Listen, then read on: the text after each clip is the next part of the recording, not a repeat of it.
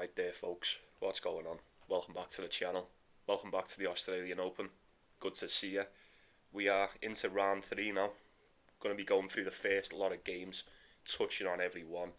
Before we get into them, like the video if you would. Subscribe to the channel if you're not. I'd appreciate it if you did. We're nearly at 500 now. I think we only need another 30, give or take. So you know what to do. Do me the favour. If you want to support the channel as well, link is in the description and the pinned comment, along with the picks, if there are any. Right then, what happened yesterday? Let's touch on yesterday's games. You know, this Australian Open proceeds to teach very valuable lessons. I hope you're all taking them on board. Starting off, Hubert catch. What the fuck was that? What on earth was that? I was so disappointed in Hubert catch. It weren't even close. How are you going to smoke Talon Greek Sport in straight sets and not even come close to breaking Kekmanovic? You barely got past Dusan Lazovic, may I add. Insanity. I thought he was going to retire.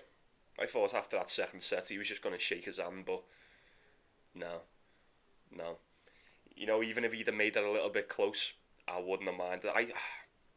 It weren't as bad, but I feel like that was just as bad as the OJ Aliassime performance, because we know what to expect from Felix. He's got that in his locker. I expected more from Hubert catch, as I imagine you did too. I think he got the majority of us. Well, he probably got the best of us there, didn't he?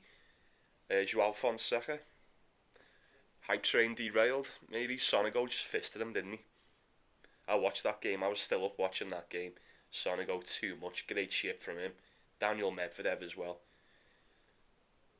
Daniel Medvedev getting beat by Lerner Tien. Oh my god. He was just as bad. I'm not going to say he was just as bad, because Lerner Tien was fantastic, but it was just a repeat of the first round for Daniel Medvedev, where he clearly weren't ready for this tournament. You know, if you watch the football, you know, when these athletes usually have kids, they go missing for a week, they come back on the weekend, they usually score a hat-trick. It happens in the Premier League all the time. Like, this fella's playing like he's had the baby. You know what I mean? You'd swear he'd given birth just a couple of days ago, the way he's playing. I had him to get to the quarterfinals. He's definitely not going to get there. I've still got Jack Draper. I just need Jack Draper to win one more and 2 more from Taylor Fritz, and I'm done. My outrights are done. So I'm still sitting on them. But there's enough of that shite. We're going to get into these ones now. So, look, this should be pretty quick, and I do mean fairly quick. Loads of big favourites. I may go for a double, I may not. I may just take a spread or two. We'll see what happens. It'll be pinned anyway, won't it? So you'll know what I'm going for. But we've got Roberto Carballes Baena and Tommy Paul. Head to head is 1-0 to Carballes Baena. That was in the US Open a few years ago as well. Could you believe that? He's still here. And you know what? I haven't touched them all tournament. I'm just too scared to go with Carballes Baena on the hard court. I just am. I can't deny how good he's been playing. He's been really, really good. He battered Tabilo in the first round, and then he bullied James Duckworth as well, straight sets. Good shit from Carballes Baena. Tommy Paul, he barely got out of that first round. He made it out of that first round by the skin of his arse. He really did, against Christopher O'Connell. Played a lot better against Nishikori. He manhandled him. I'm pretty sure he dropped that first set, if I remember correctly. Yeah, he dropped the tiebreaker and then bageled him. 6-3, 6-1. Easy. I think it's safe to assume Tommy Paul's probably going to beat Roberto Carballes Baena. I couldn't put it past the Spaniard to take a set, just going off the form that he's in, but realistically, you've got to admit Tommy Paul's just going to be a bit too much. I didn't expect him to get past Tabilo, but he's very beatable on this surface. James Duckworth, you know, Carballes Baena was a favourite for that one, and he made it look like so I can't see him getting past Tommy Paul. There's levels. I say it every day, don't I? There's just levels. I think Tommy Paul's too much. We could could see a straight set win from Tommy Paul. That's probably what the value's on. Not too sure what the spread is. Don't think I'm going to touch it. Let me know if you've got anything for it yourself. Next up, we've got Jacob Fairley, Alexander Zverev. As we imagine, Zverev, massive favourite, 1.07 to be precise. Now, I think the spread for Jacob Fairley is about 7.5, maybe. I've seen 6.5, but it was favoured to Zverev. I think you could go 7.5 on the alt spread if you have to. I think Fairley can keep this close. I really do. You don't need me to sit here and say Zverev wins this, because he probably does. We've barely spoken about him all week because, let's face it, we haven't had to. We know he's going to make it. We know he's going to go deep in this one. Jacob Fairley's looked really good. I took him against Arthur Cazot, 1.85. That was a steal. He made Arthur Cazot look like a bum. And he made Nick Kyrgios look like a bum as well in the first round. 6.5, 7.5. Look, Zverev just absolutely battered Pedro Martinez, but we knew he was going to. Luca Pouille, very routine win. 6-4, 6-4, 6-4. You know, just one break. Now, I could be wrong, but I'm willing to gamble that if Luca Pouille can cover a 6.5 spread against Zverev in the Australian Open, I'll be damned if Jacob Fairley can't. You know what I mean? I think Fairley's really good. If some of you may not have watched him, some of you may already be onto him. Really good serve. Strong on the serve. Really good forehand as well. He may even take a set, you know, like Zverev's just cruised through the whole tournament, straight sets. Jacob Fairley's only dropped the one. I'm not saying he beats Zverev. I'd love him to. I'd obviously love him to, but 6.5. I think that's easy enough. I think that's easy enough for him. Like I said, look, if Luca Pouille can do it, why can't Jacob Fairley? Luca Pouille, you know, not impersonal, but he literally covered that spread in the first round. I think he'll surprise a lot of people. You know, I definitely think he can keep it within that. I definitely do. So I may sprinkle on it. I may not. We'll see what I go for. Excuse me. Okay, now, who have we got next? I do think Zverev wins that, though. I mean, it's a big ask for me boy in it to beat him. But if I was betting it, it would definitely be him plus the points. You know it. You know it's true. You know it's true. And then third one, it's redemption time. You know, if I'm going for a double, this is definitely on it. I've been waiting for this since the other day. We've got Jakub Mensah, Davidovich Fokina. Head to head is 1 apiece. Call it 1.5 for Mensah. Davidovich Fokina beat him in Dubai. That was a walkover. He ended up retiring. And he did beat him in Doha as well. Straight sets. Both of them on the hard court last year. Mensah beat him in Doha straight sets. We knew Mensah was going to beat Casper Ruud, but even though it weren't really that much of an upset to us, how good did he look? Great shit. I mean, Casper Ruud, whether you want to admit it or not, he was like, what, the sixth seed? I can't even say that. He was seeded very high in this competition. I'm sure I'm getting a cold, fucking hell. Made it look easy. 6-2, 3-6, 6-1, 6-4. Easy shit for Mensah. Davidovich Fokina, now, it weren't his fault. It's not personal against him. It was more to do with Aliassime, but I cannot believe, and I still can't believe, Auger Aliassime didn't win that game. Can't believe he didn't win that game. It went on for so long. It was really late as well. It was like 1 in the morning over there, weren't it? I'm not saying he'll be fucked after that, but that's not going to do you any favours. You were all but dead in the water against Felix Auger-Aliassime, who was evidently the biggest choke artist on the tour. I'd be willing to bet on Mensah and say that he gets it done against Davidovich Fokina. I really do. what are we doing here? What are we doing here? Davidovic Fekina, he didn't have to play against Xiang, he got a walkover.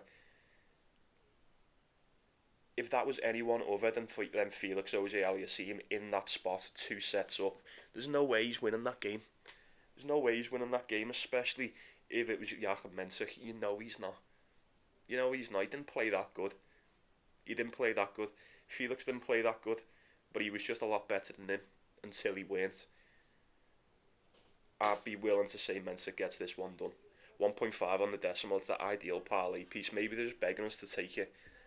I would be very, very surprised if Davidovic Fekina gets this one done. Surely not. Surely not after going 5 sets with Aliassime. He's going to be knackered, isn't he? He's going to be knackered. I can't see him getting any better. That's my whole point. Joachim Mensah, along with his countryman Lehechka, the two Czechs, have been flying. Absolutely flying through this tournament. So I'd be willing to go one more time on the Czech. 1.5. Joachim Mensah, get me some revenge. Although it's not really revenge because Davidovic Fekina just took advantage of a weak-minded individual, didn't he? It's, like I say, I didn't bet on the Spaniard and he lost. I bet against him and he won. But let's just call it a redemption spot. And I feel like Joachim Mensah's the one that I can trust. Who else have we got? Nuno Borges is playing Alcaraz. It's going to be Alcaraz. Alcaraz wins this game. Big spread once again. I think it's 8.5. Nuno Borges a lot better than his previous two opponents, if you'd ask me, Shevchenko and Nishioka, and he's drilled the pair of them. 6-1, 7-5, 6-1 against Shevchenko, and then a bagel 6-1, 6-4 against Nishioka. That's essentially a walkover, that, isn't it? You know what I mean? You know, when your opponents are not even winning like 5 games in a best of 5, like that's just essentially a fucking walkover. You've played no one. You know, you've dropped 5 sets more than me, who doesn't even fucking play, you know. Nuno Borges battered Jordan Thompson, had a feeling he would, and he got past Alexander Muller as well. He's only dropped the 1 set. Are you really going to trust Nuno Borges to cover that spread? I don't know. Alcaraz has just been covering spreads for fun the past week, so I wouldn't put it past him to do this one again. He really is that good. He really is that good. So, don't know, can't see an upset. Alcaraz smoked him in Barcelona on the clay as well in 2023. Yeah, there's nothing to talk about here. There's nothing to talk about. There's only one winner, you know who that is. Yuri Lehechka, Benjamin Bonzi, getting Lehechka at 1.3, head-to-head 1-1. They haven't played since 2022. Now, Lehechka's barely played. He got a walkover against Hugo Gaston, and he beat 2 in the first round as well. We've seen Benjamin Bonzi drill David Goffin, and then he looked shaky in parts against the Italian, but nonetheless he managed to get that one done. Like both of these, don't we? Big fans of both of these. We like Bonzi, we like Lehechka. The thing is with Benjamin Bonzi, and I think I think you'll all agree. I think we know this guy's level, don't we? We tend to get it right with Bonzi more often than not. Alright, we saw him against Nicolas Jarry at the start of the season. That was a bit of a freak result. He probably should have won that one. But nonetheless, he's been fairly solid. He tends to win when he should, and he tends to get beat just when you'd expect him to, and I'm alright with that. I don't think he's going to beat Yuri Lehechka. I don't. I really don't. I can see him taking a set, though. I can see him taking a set. That over 3.5 sets just seems to be free money in these slam formats, don't they? So, you know, always have that in the back of your mind. Spread's not enough for me to take it. I think it's only, like 4.5? I don't know. I'm not too sure. Like I say, you probably look at the results against Francesco Pesaro and go, that looked like a routine win. It pretty much was, but I don't know. There was glimpses of shakiness that I thought it could have easily gotten worse for him. I don't know. I can't see Benjamin Bonzi getting past Lehechka. Yuri Lehechka always plays good at the start of the season. He always plays good over in Australia as well. Um, I'd imagine he gets it done. I really do. He hasn't lost a game all season. Completely forgot. He won the fight. He won the title in Belgrade, and he's still riding the win streak, going off a title win into the Australian Open. That's what 1, 2, 3, 4, 5, 6, 7 on the bounce for the Czech. Why not make it 8? Why not make it 8? Get yourself through to the fourth round. Yuri Lehechka. It is. Hugo Humbert playing ATP. This is a tough one. This is a tough one. Hugo Humbert usually always beats ATP apart from that one time last year in Tokyo. Call it 1.65, 1.6, 1.7 for Hugo Humbert. He is better than Artifice. He is a better tennis player. Artifice, obviously, the more up and coming. You know, there's more of the unknown surrounds that guy, but fairly inconsistent though. He can be very, very inconsistent. To say it all the time, he's got a very aggressive style of play, and you know it can be very 50-50 in terms of how it's going to go for him. You know, in my experience, I've seen it work against them more often than not. That's usually the case with Artifice. You just put balls over, play your tennis, and let him do the rest if you're good enough. Hugo Humbert is the better player, higher ranked, only slightly. Like I say, apart from that one game they played, I'm pretty sure that was the final. That was in the final. Artifice won that. Hugo Humbert's done him every time, and he's battered him as well. I feel like Hugo Humbert's probably just been playing the slightly better tennis this tournament as well. You know, you look at the opponents, Matteo Gigante, Hadi Habib, hasn't dropped a set to either of them. Artifice has dropped a set to Otto Vertinen and Quinton Hallis, but managed to rally and get that one done. Can't touch you. I can't touch this. It's a shame, you know, because like I said, Hugo Humbert's one of my favourite players, and I haven't bet him all season. I was betting him a bit towards the end of last season, and he was winning that, but he hit a bit of a shit patch, didn't he? He went a bit crap for a good while, and I don't know. I'm just gonna wait and see what Hugo Humbert. If he gets past Artifice, then it's back on. I feel like I can definitely trust him again 100%. But over 3.5 is probably the way to go in this one. Both playing good.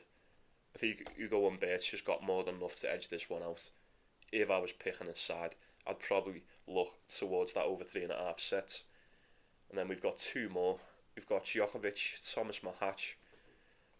Now, do you remember watching this one? When was this? We seen this game in Geneva. Yeah, that was on the clay. Thomas Mahac beat him. And they played each other in Dubai 2023 as well. You know, Thomas Mahac has took a set in one of them, and then he beat him in the most recent one, mind you. Djokovic, look, I've said for years now to pretty much everyone, like, you don't get rich betting against Djokovic. You really don't. You can't deny that he's regressed. He's most definitely regressed. He dropped a set to Nishesh, dropped a set to Jamie Farrier. Thomas Mahac looked really good against Riley Opelka. Really, really good. Managed to hang in there. Not so great on the return, but that's Opelka for you, and he's too much for most people. He's too strong. It sounds weird, doesn't it? But I feel like he'll be able to deal with the serve of Djokovic in this day and age a lot more than what you're dealing with that Opelka serve in its current state, because you can't deny how good it is. Beat Sumit Nagal straight set 3-2 against Opelka. Spread is 6.5. Is that? Sorry, what? Was it 4.5? Excuse me. Let me just double check. That can't be right. That. It says 6.5 there, but that's got to be wrong. It's got to be wrong. Where are you? Australian Open. Djokovic. Maybe about 4 or 5, innit? 5.5 it is. Spread's 5.5. And I wouldn't mind taking that with Thomas Mahac, you know. I wouldn't. Obviously, you can't be writing Djokovic off. You just can't. But he looked shit against Riley Apelka. He couldn't deal with him at all. Hatches just looked great against him. Alright, it was about a week ago, so maybe Riley Apelka a week ago was in a lot better shape than what he is now. Maybe. I think Thomas Mahatch could beat him. I said it before. I said at the start of the season, didn't I? Like, we haven't started a tournament. Sorry, no one spoke about Thomas Mahatch. The draw he had, apart from this, if he can get through Djokovic, then he can go so deep. He could be on for the upset, and I mean a really, really good dark horse tournament. He's beaten before. He'll fancy himself anyway. He's younger, he's fitter, he's definitely fitter. It's just as hard, if not harder, than Djokovic. Why wouldn't you take him at 5.5 there? Why wouldn't you? I don't know. I say, like Jamie Farrier and the Shesh are taking the sets off him. Although, the sets Djokovic is winning, they're no joke. He's 6-1, 6-3, 6-2. Let's have a look against the Shesh. 6-3, 6-4, 6-2. I don't know. I think if Thomas Mahatch can take just the one set, he's in with a stellar chance. And I mean a stellar chance of covering that spread. It'd be the only way I'd look at it. I wouldn't be taking Djokovic in straights. I'd probably, I don't know. Look, if you can get him at 1.3, it's a decent parlay piece. It really is. I'm not denying that. I'm just not so sure it's that cut and dry as a straight Djokovic win. I think Mahatch will really trouble him. I really do. Djokovic is going to struggle in this one, if you'd ask me. He probably should win. He probably will win because it's him, innit? I don't see why he wouldn't. But, I don't know, there's something about it, Thomas Mahatch is no joke. And especially if you're dropping sets to the people you're dropping a set to, you've got to assume you're going to drop one to this Thomas Mahatch. Djokovic couldn't do anything against Riley Apelka. He couldn't do anything. Mahatch has just beat him in the best of 5. Like, it'd be Mahatch plus the points. It would. I feel dirty saying it, but it's got to be, and it's got to be the way.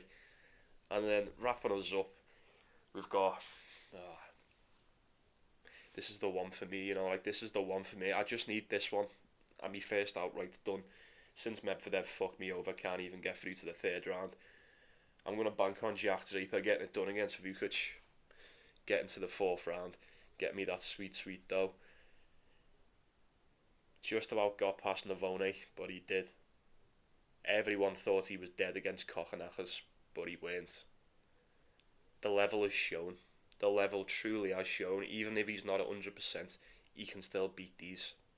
He can still beat them. He can get a break back when he really, really needs to. That's what I've noticed. Alexander Vukic barely got past fucking Zuma. And then, look, decent result this. He beat Sebastian Korda in 5. I know a lot of people thought he was going to do that. I mean, Sebastian Korda's been injured, hasn't he? He's been injured. We've seen him look a bit snide all week. Considering both of these are coming off the back of 2 5-set games. Both of them are in the great shape, especially Jack Draper. Although, that win against Kokkinakis was brilliant. It was so good to watch. That crowd was fucking doing my head in. One of them crowds where they just scream after every point and you're just like, oh, fucking... when you've been watching a game for like 3 hours and after every point is just this eruption of noise, it's a bit like, oh God, come on now.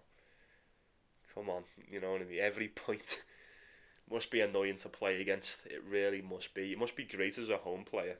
Don't get me wrong, but boy did that Jack Draper shut that crowd up. It was fantastic. It was the exact same as Sonego last night with Joao Fonseca. That Brazilian crowd was fucking horrendous. Must feel good to shut that up.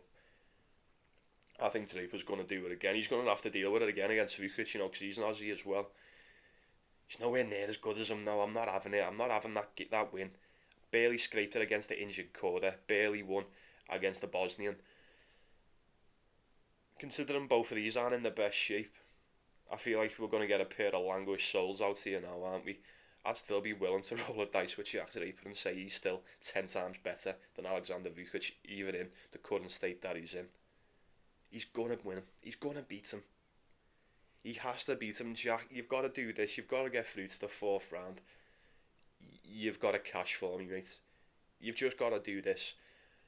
Even if, look, I'll be honest, before we finish, if Jack Draper's to get through this round and make it to the fourth, I'm not so sure how he's going to fare in the next game. He may just get sent home in the next one. I don't want it to happen, but I can live with it if it does. You've got to beat Alexander Vukic, mate. You'd beat him any other time, any other day in the season, on the tour. You know he would. And I feel like at 1.2 it seems a bit steep. It really does, I'll give you that. But there's only one winner in this. You know who it is. You know who it is. Got to be going with Jack Draper to get that one done. I couldn't talk it off Vukic for the spread. I couldn't talk it off the over 3.5, as we've seen. Both of them can't. They can't see a game out in straight sets. I can't see either of them seeing this one out in straight sets. A set each, over 3.5. Draper gets it done. Sound. Stick that in your back pocket. Right then, folks, if anyone's still watching, as of now, I'm not sure what I'm going for. I haven't really decided. I've got a double in my head. I'm going to see what the odds are for it. I may take a spread. I may sprinkle on it. We'll see. We'll cross that bridge when we certainly come to it. But for now, I'll be saying good night to you. Thanks for watching. Get yourself subscribed. I'm nearly at 500. We start doing live streams and all that shit. It's going to be great. Big things. Big things. Get involved. Stay involved. Right then, take it easy. Take care of yourself, folks. Take care of one another. I appreciate you stopping by. As always, it means a lot to me. Let's go get it today. Enjoy that tennis, and I'll see you tomorrow.